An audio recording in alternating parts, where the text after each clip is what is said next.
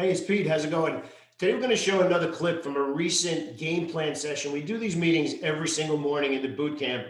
It's a short 4-minute segment that it's something that you absolutely need to know, and it's about order types. We discussed buy stop orders and limit orders and how to properly use them. The reason you want to watch this video is because it talks about sometimes you place an order at a price and you don't understand why you don't get filled when you actually see it trading at that price. We explain why that happens today. We explain how to be positioned so that you do get the fill if it gets to that price. But more importantly, we want to make the distinction between using stop orders and using limit orders to get into good trades and then using them to get out of profitable trades. So it's a 4-minute video. I think you're going to like it. If you find these videos helpful, definitely click down and subscribe to the channel. That would really mean the world to me. And if you want to invest in yourself, definitely click down and learn about the boot camp today. I'd love to see you on the other side as well. Have a great day. Enjoy the video. I want to finish up the quote unquote lesson right now on something that if you happen to have not had a chance to watch the day trading review session that we did yesterday, I guess sometimes some stuff that I take for granted, I just need to make sure that I reiterate. We spent a lot of time recently talking about using a buy stop entry to get into a trade.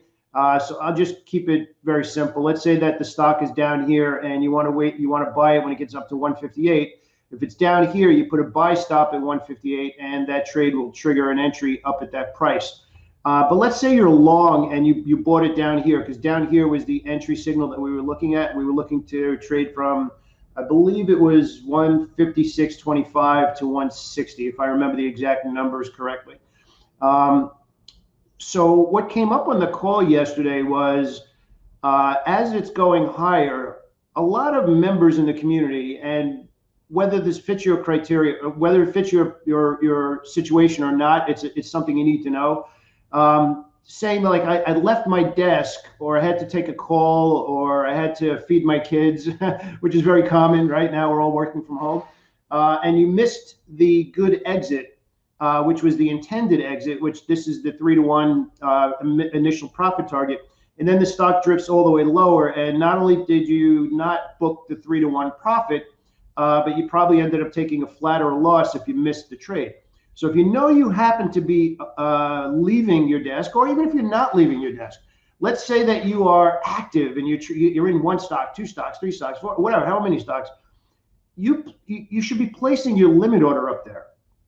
So in other words, if the stock is down here and we get a rally, you're like, all right, this might happen in the next couple of minutes. And let's say the stock's trading at 158 and you're looking to get out at 160, you put a limit order up here and it just sits there. And you're the first person probably at that price, and you don't even have to be, you're not watching it. It's like your order's in the market to get out of the trade as a limit order, and you wouldn't have sat through this, and it wouldn't have been the painful situation where it hit your exact target or came with it, within a dime, and then shifts all the way back down. So I think I already have order type videos in the tape reading stuff and inside the Bootcamp Masterclass. But I think I might do a little bit more situational stuff like this yesterday, because I was not in a bad way. I was just a little surprised that placing a limit order in the market was not as well known. So I'm going again, I was talking to somebody yesterday, based on the feedback that I get from the community, what's known, what's not known. I really don't know, obviously where everybody's experience level is, and I don't want to flood everybody with everything.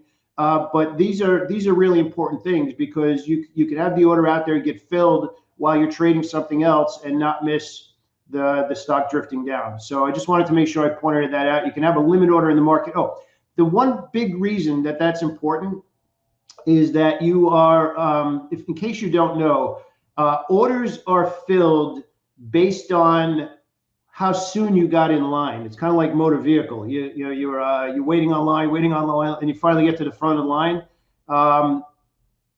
If you're there first, like if it's 10:40 and it gets up to that price at 12 o'clock, your order's been in there already for an hour and a half, and you're probably towards the front of the line. So have you ever seen a trade where like it trades up to your price? It actually trades your price, And you're like, I don't understand. How did I not get filled? That's why.